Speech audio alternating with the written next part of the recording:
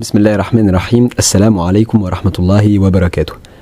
Ceux qui suivent déjà les audios de traduction de la série faite par Cheikh Al-Bouti rahimahullah sur le commentaire des sagesses de Ata'illah Sakandari, eh bien ceux-là peuvent considérer cet audio comme une sorte d'interlude, de pause dans la traduction où je vais détailler quelques petites choses qui ont trait plutôt à la forme qu'au fond.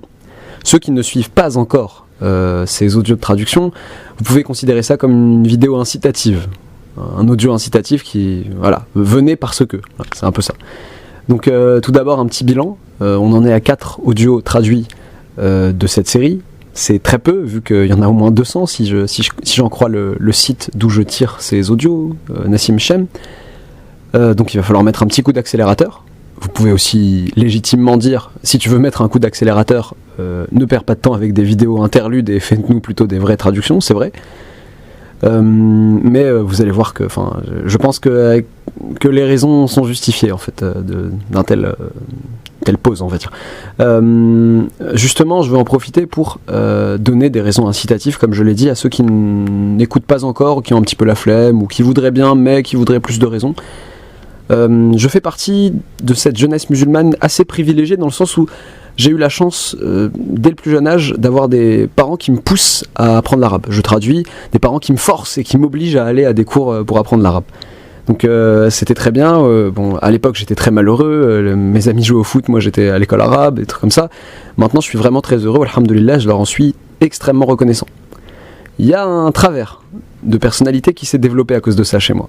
C'est que à force, parce qu'à côté de l'arabe il y avait aussi l'apprentissage religieux, on va dire. À force d'avoir appris depuis tout petit la plupart des histoires des prophètes, les les belles histoires en fait qu'on raconte aux enfants et qui ont trait à la religion, à chaque fois que j'allais dans une mosquée le vendredi pour entendre un prêche ou un dars ou un truc comme ça, à chaque fois, enfin pas à chaque fois mais souvent, j'avais la réflexion intérieure qui était oh là là mais ça je l'ai déjà entendu, cette histoire je la connais déjà, oh je vais m'ennuyer, oh là là ça je connais, au point de croire à un moment donné que j'avais fait le tour de ce qui pouvait m'intéresser en tant qu'enfant dans la religion. Cheikh Al-Bouti rahimahullah fait partie des personnes qui m'ont non seulement permis de me rendre compte que moralement c'était pas une bonne attitude, mais qu'en plus elle n'était pas du tout justifiée en fait. Dans le sens où ce que je croyais avoir maîtrisé, mais il ne l'était pas du tout, il n'était pas du tout maîtrisé. Je donne l'exemple assez simple de la miséricorde d'Allah. Cheikh Al-Bouti rahimahullah, dans les audios que j'ai traduits de lui, là pour l'instant il parle souvent de ça, de la miséricorde d'Allah. Ayoub d'il y a quelques années, il vous aurait dit bon la miséricorde d'Allah c'est bon, j'ai compris, Allah il est miséricordieux, il est pardonneur, il est ce que vous voulez, voilà c'est bon, on va pas en faire tout un plat, on a compris, on peut faire des remarques dessus etc. Sauf que vu comment Cheikh Al-Bouti rahimahullah l'aborde, les angles de vue qu'il adopte face à ce fait qui est la miséricorde d'Allah, ils étaient tellement inédits pour moi et j'y avais tellement peu pensé ou pas du tout pensé que j'étais là, c'est vraiment, j'ai pas vu les choses de cette façon-là, j'ai pas pensé à cet exemple, j'ai pas pensé à cette comparaison, c'est magnifique, j'ai pas du tout compris, en fait, j'avais pas du tout compris comment dire, ce que je croyais avoir compris, et si pour un sujet que je pensais avoir maîtrisé, il en était ainsi, alors imaginez les sujets qui étaient un peu moins maîtrisés. Donc ça m'a permis vraiment de me repositionner dans ma conception de la religion. Non, non, t'as pas fait le tour, loin de là, et le tour n'est pas faisable. Donc, l'idée c'est un peu ça. C'est l'une des raisons pour lesquelles j'ai vraiment envie de partager ça et de diffuser ça au maximum. Et j'aimerais bien que vous suiviez ça pour ça en fait, pour que vous puissiez voir que les thèmes qui semblent bateaux en religion, qu'on a l'impression que ça se répète souvent, voilà, Allah il est miséricordieux, Allah il est bon, il faut faire ceci, il faut pas faire de péché, il faut voilà, shaitan, etc.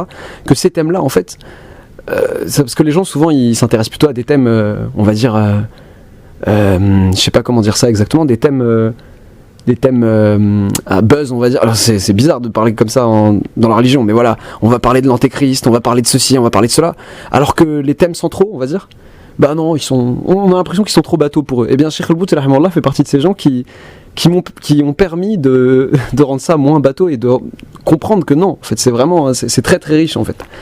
Voilà, c'est ça. Et sur le fond, sur la forme des audios, maintenant vous pourriez légitimement aussi dire pourquoi est-ce que tu fais pas des vidéos comme le frère Walid. On a eu une longue discussion avec le frère Walid sur le fait de faire des vidéos ou des audios. Lui il fait des vidéos et moi je fais des audios. Pourquoi ? Je sais que la vidéo peut permettre à beaucoup de gens de mieux se concentrer, que la gestuelle de l'orateur peut être importante pour certaines personnes. Le problème, c'est que moi, en fait, déjà d'une, je suis assez crispé quand il y a des vidéos. Je me sens pas forcément à l'aise. Vous pouvez le voir dans la vidéo de traduction. Apparemment, j'ai bien crispé. En plus, quand je fais des vidéos de 40 minutes de traduction d'un dars de Cheikh El-Bouti rahimahullah de 40 minutes, en fait, je lis beaucoup mes notes. Et vous n'avez pas forcément envie de voir quelqu'un à l'écran pendant 40 minutes qui fait que lire ses notes. Et il n'y a pas beaucoup de valeur ajoutée pour vous. Il n'y a pas de valeur ajoutée pour vous en fait.